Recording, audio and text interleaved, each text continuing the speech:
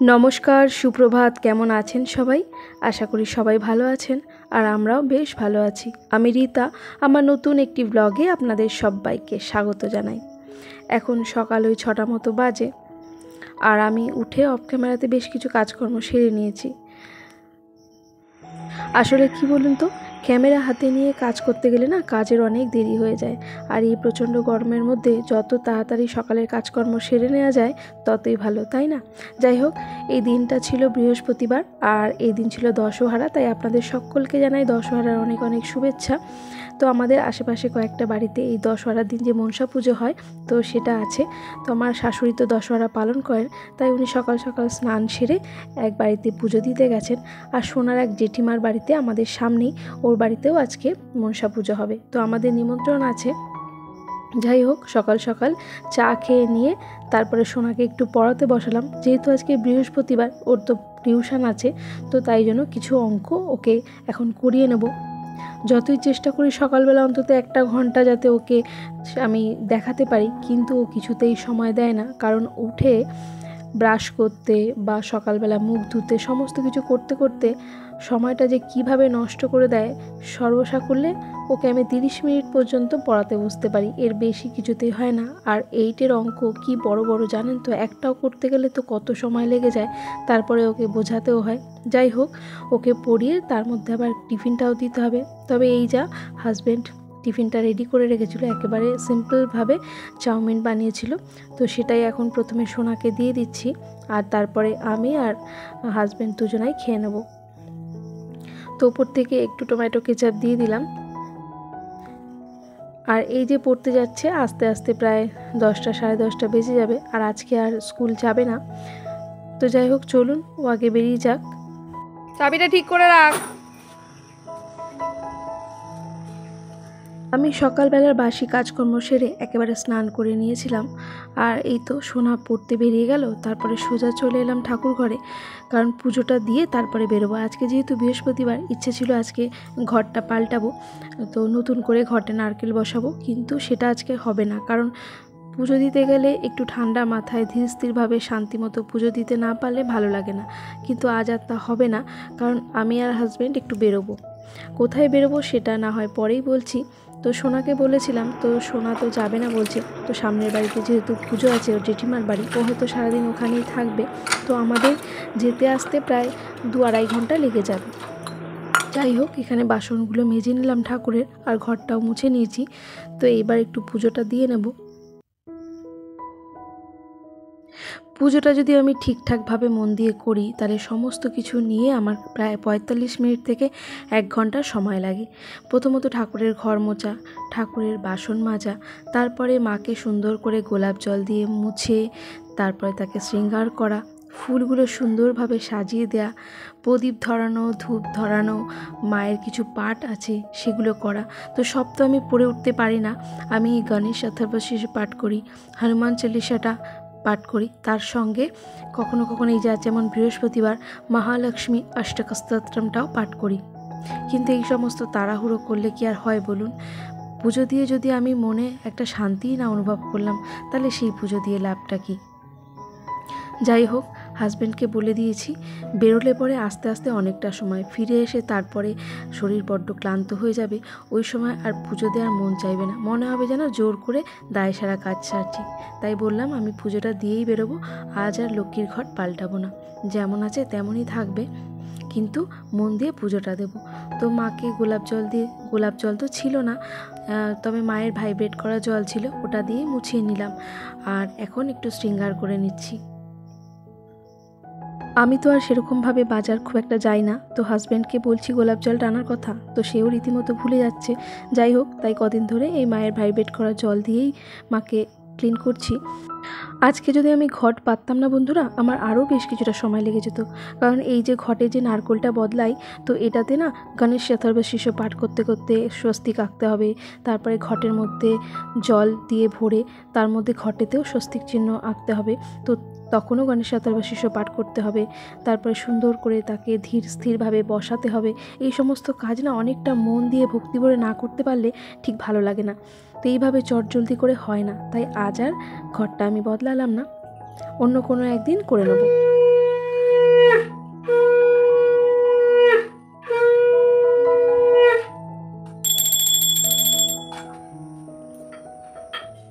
যাই হোক, আপনাদের সঙ্গে গল্প করতে করতে পুজোটা কিন্তু আমি সেরে ফেলেছি। আর এই দেখুন, হাজব্যান্ড এসে দাঁড়িয়ে গেছে, বলছে 1 ঘন্টা লেট। আমি বললাম কিছু করার নেই, যেটা হবার সেটা তো হবেই। যাই হোক, পুজো দিয়ে নিয়ে এইবার বেরোবো। আর বন্ধুরা, রেডি তো আমি আগে থেকে হয়েই আছি। আর এই হলো আমার নতুন চশমা। কাজটা তো একই আছে, তবে ফ্রেমটা ওই যে বললাম ভেঙে গেছে, তাই পাল্টাতে হয়েছে। আর এটাই হলো নতুন ফ্রেম। কেমন হয়েছে কমেন্টে জানাবেন। চলুন, এবার সোনা আসার সময় হয়ে গেল, দেখি সে কি বলে। নিয়ে এসছো?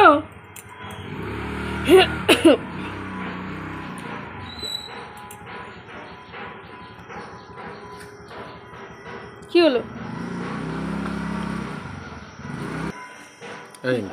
বলছে যাবো না, আমি দিদি বাড়ি থাকবো। হ্যাঁ, ফুল দিয়ে দিচ্ছ, যাক এটা দিয়ে আসি। এখন যাচ্ছি সোনার জেঠিমার বাড়িতে।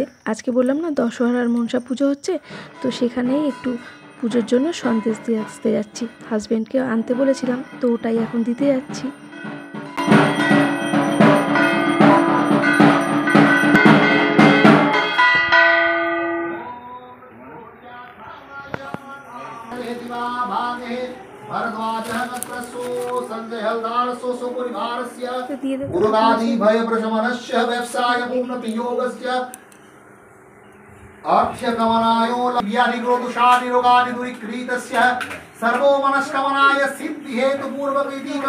প্রসাদটা খেয়ে তারপর জেঠিমাদের বাড়িতে বসে থাকবি। জেঠিমাদের বাড়িতে এই ফুলগুলো কি সুন্দর হয়েছে। চলো বাবা, বেরোবো আমি, তুমি এসে জেঠিমাদের বাড়িতে থাকবে। এই প্রসাদটা আমার শাশুড়ি মা দিয়েছেন। এই যে কলার মধ্যে যে ছোট ছোট জিনিস আছে না, এটাকে বীর বলে। এর মধ্যে আছে উচ্ছে, ছোট করে কাটা লেবু, আরও কী সব জিনিস আছে। তো এইটা আজকের দিনে আমাদের খাওয়ার নিয়ম আছে। আমার শাশুড়ি মা সকাল সকাল পুজো দিয়ে এসেছিলেন, তো 3 জনের জন্য 3টে পাঠিয়েছেন, আর সঙ্গে প্রসাদ। তো হাজব্যান্ডেরটা খাওয়া হয়ে গেছে, এখন সোনা আর আমি খেয়ে নিচ্ছি। তো এটা না গিলে খেতে হয়, কিন্তু সেটা তো খাওয়া যায় না, গলায় আটকে যেতে পারে। তাই সোনাকে বললাম তুমি যেভাবে পারো সেভাবেই খাও। তো সোনা খেয়েও দিদি বাড়ি চলে গেছে, মানে জেঠিমার বাড়িতে। তো এবার আমরা বেরোবো। আর এই জুতোটা না হাজব্যান্ড নতুন নিয়ে এসছে। তো এটা খুব নরম জুতো, কারণ আমার পায়ের গোড়ালিতে বেশ কিছুদিন ধরে খুব পেইন হচ্ছে। তো ডক্টর বলেছেন যে খুব নরম বা সফট যে জুতো সেটা পরতে, তাই এটা নতুন নিয়ে এসছে। তো এটা পরে নিলাম। আর এই যে আমরা এখন বেরোচ্ছি। গাছ পাকা আম।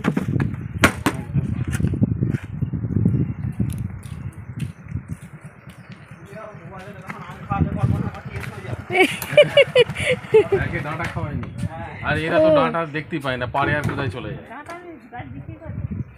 গাছ বিক্রি করে তো গোড়া শুদ্ধ নেয় না, গোড়া শুদ্ধ নিয়ে যায় না, ডালগুলো কেটে নিয়ে গেল আর কি করব, শুয়োপোকা হয়তো এগুলো।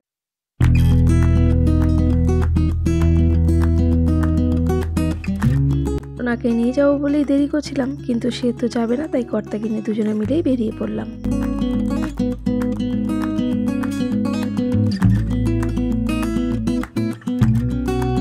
প্রথমেই চলে এলাম পেট্রোল পাম্পে।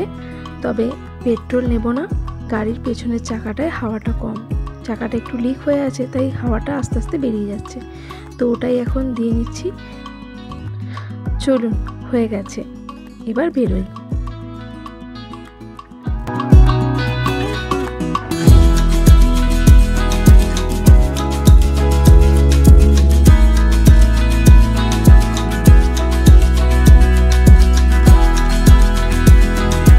শঙ্করনগর থেকে পার হয়ে এসে এইদিকে রাস্তাটা অনেক দিন ধরে কাজ চলছে। একটা রাস্তা কল্যাণীর দিকে গেছে, একটা ব্যান্ডেল, আরও 3-4 দিকে কোথায় কোথায় রাস্তা বেরিয়ে গেছে। তো বড্ড খটোমটো, এটা বুঝতে আমার খুব অসুবিধা হয়। যাই হোক, আমরা বেরিয়ে পড়লাম। আর এই দেখুন, এটা হচ্ছে আই হসপিটাল, যেটা আগে ছিল বাঁশবেড়িয়াতে, এখন এই বড়পাড়ার কাছাকাছি চলে এসেছে। আর আজকের আকাশটা ভারী সুন্দর, খুব একটা রোদও নেই, আবার মেঘলাও না।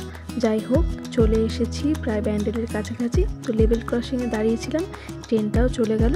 চলুন আবার বেরোনো যাক।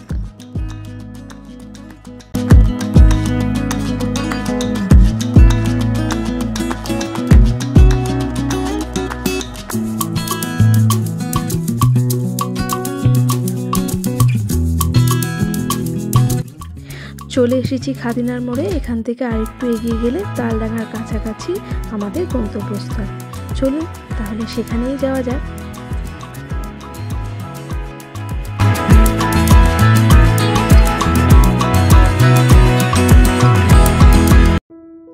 এই যে চলে এসেছি রুদ্রবীণাতে। এখানেই আসার কথা ছিল, একটু এগিয়ে গিয়েছিলাম তাই আবার ব্যাক করে আসতে হলো। এবার বলি কেন এখানে এসেছি। আসলে বেশ কিছুদিন ধরে একটা পুরনো হারমোনিয়ামের খোঁজ করছিলাম, কারণ নতুনের তো এখন অনেক দাম, তো ওটা কেনা সম্ভব নয় আমাদের পক্ষে। তো অনেক খোঁজ খবর নেওয়ার পর একটা হারমোনিয়াম পেয়েও গেছি। হারমোনিয়ামটা সবই ভালো, খুললেই দেখতে পারবেন যার কাছ থেকে নিয়েছি পরম যত্নে সে হারমোনিয়ামটাকে রেখেছে, বেশ সুন্দর ঝকঝকে তকতকে। কিন্তু আসল ব্যাপারটা কি হয়েছে, সেও দীর্ঘদিন ধরে জিনিসটা ব্যবহার করছে না, তাতে এর রিডগুলো বসে গেছে। তো সেটাই এখন ঠিক করতে এখানে নিয়ে এসেছি। আর দেখে বুঝতেই পারছেন এটা একটা মিউজিক্যাল ইনস্ট্রুমেন্ট শপ। চারিদিকে নানা রকমের সব বাদ্যযন্ত্র রয়েছে।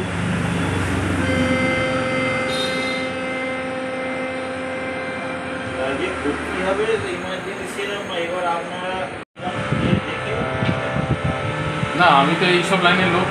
যাই হোক, যে বয়স্ক মতো ভদ্রলোক ওটা দেখছিলেন উনি হলেন এই দোকানের কর্মচারী, আর পাশে যিনি বসেছিলেন উনি হলেন মালিক। তো উনি এখানকার স্থানীয় নয়, ওনার বাড়িও হচ্ছে গিয়ে খন্নানে।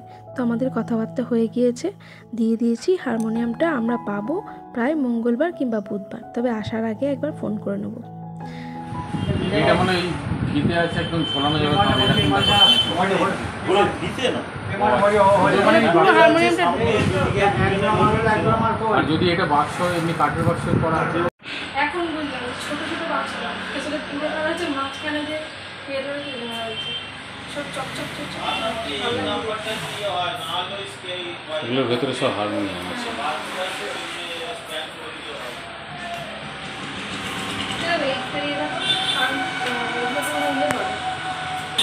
আমার ছেলের পছন্দ।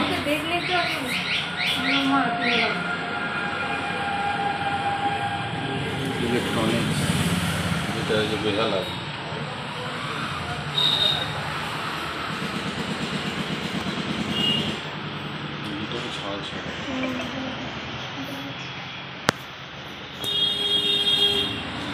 হাতে সেই বাজায় না কিরকম করে।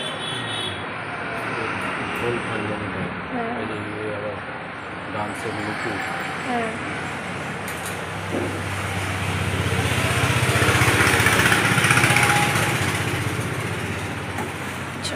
আর এখন তবলা সেট কিরকম পড়ছে? তবলা এটা মেহগিনি কাঠ আছে। যাই হোক বন্ধুরা, আমাদের কথাবার্তা বলা সব হয়ে গিয়েছে, চলুন এবার বাড়ি ফেরা যাক।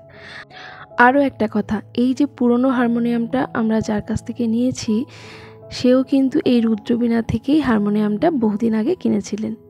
যাই হোক চলুন এবার ফেরা যাক।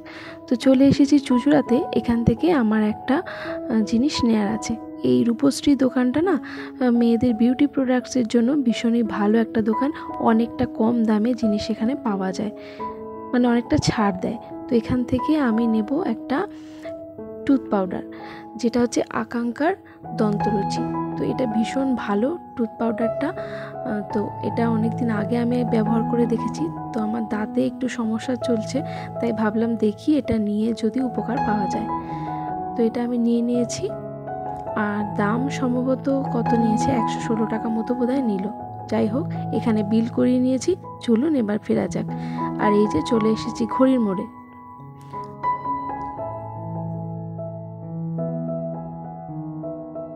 চলুন ফিরে যেতে যেতে আরও কিছু জিনিস আপনাদের সঙ্গে শেয়ার করি। এই সময়টা ছিল প্রায় দুপুর 1টা। তো হাজব্যান্ড বলছিল কোনো একটা হোটেল থেকে দুপুরে খাবারটা খেয়ে নিতে, কিন্তু আমি বারণ করলাম, কারণ সোনা বাড়িতে একা রয়েছে, ও যদি জেঠিমার বাড়িতে না খায় আমরা খেয়ে গেলে তখন মনটা আমার খারাপ লাগবে। আর এই দেখুন, কথা বলতে বলতে চলে এসেছি চুঁচুড়া হসপিটালের কাছে। এটা হচ্ছে আমাদের সদর হসপিটাল। দাঁড়ান আর একটা জিনিস দেখাই। এটা হচ্ছে ইমামবাড়ি। আসলে বহু পুরনো এই ঐতিহাসিক জায়গাটি রং চং এখন কেমন যেন একটা হয়ে গেছে, তাই বর্তমানে এর রিপেয়ারিংয়ের কাজ চলছে। তো নতুন করে আবার রং করা হচ্ছে, আর দেখতে বেশ সুন্দর লাগছে। আশা করি পুরোটা কমপ্লিট হয়ে গেলে আরও সুন্দর লাগবে। তো এখন আমরা যাচ্ছি কোথায় জানেন? এখানে যে একটা ময়ূরপঙ্খী ঘাট আছে, সেটা আমার হাজব্যান্ড এই রোদে গরমে দেখাতে নিয়ে যাচ্ছে। আর এটা হচ্ছে হুগলি স্টেশন পুরনোটা, কিন্তু এখন এটাকে এগিয়ে নিয়ে যাওয়া হয়েছে। এই যে নতুন দেখছেন যেটা রং করা হয়নি, এটা হচ্ছে নতুনটা। যাই হোক, চলুন ময়ূরপঙ্খী ঘাটে নিয়ে যাই আপনাদেরও আমার সঙ্গে করে। যেটা বলছিলাম, হোটেলে খেলাম না, আর কারণ আমার হাজব্যান্ড কিছুদিন আগে একটা কাজের সূত্রে চুঁচুড়োতে এসেছিলেন, তো একটা হোটেলে খেয়েছিলেন, সেখানে কম পয়সার মধ্যে বেশ ভালো খাবার দাবার। তাই আমার হাজব্যান্ডের খুব ইচ্ছে ছিল যে আমাদেরকে নিয়ে এসেও ওই হোটেলে একদিন খাওয়াবে। তো আজকের দিনটা একটা মোক্ষম দিন ছিল, কিন্তু আমার বারণ করাতে সেটা আর হলো না, তাই তার মনটা একটু খারাপ হয়েছে। কিন্তু বলুন, ছেলেকে রেখে আমি একা খেতে পারি? যাই হোক, চলে এলাম ময়ূরপঙ্খী ঘাটে। আর ঘাটটা ভারী সুন্দর। বিকেলবেলার দিক হলে হয়তো একটু বসতাম, বা সোনা সঙ্গে থাকলে একটু বসতাম, কিন্তু সেটা তো হলো না। এবার ফিরে যাচ্ছি। আর গাছ ভর্তি কৃষ্ণচূড়া ফুল, কি অপূর্ব লাগছে। আর এটা হচ্ছে হুগলি জেল, যেটাকে বাংলায় সংশোধনাগার বলা হয়। চলুন, আর বিশেষ কিছু এখানে দেখানোর নেই। এবার তাহলে বাড়ি ফেরা যাক।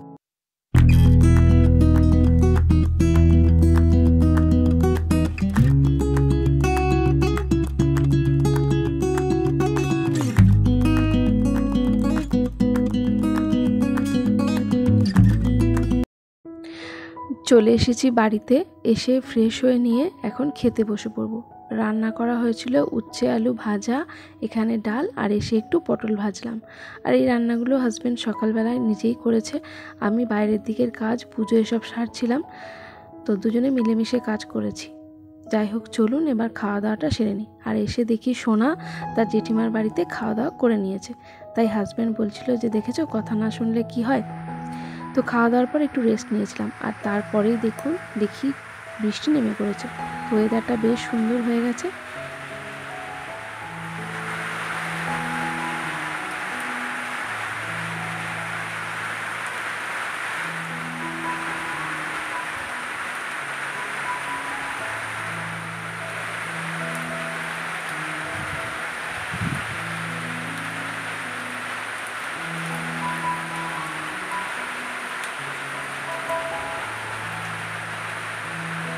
চলুন, এমন ওয়েদারে ঘুমটা বেশ ভালোই হবে। তাই এখন আমি আসি। সকলে ভালো থাকবেন, সুস্থ থাকবেন, সাবধানে থাকবেন। আবারও দেখা হবে। ভিডিওটি ভালো লাগলে অবশ্যই একটা লাইক এবং কমেন্ট করে দেবেন।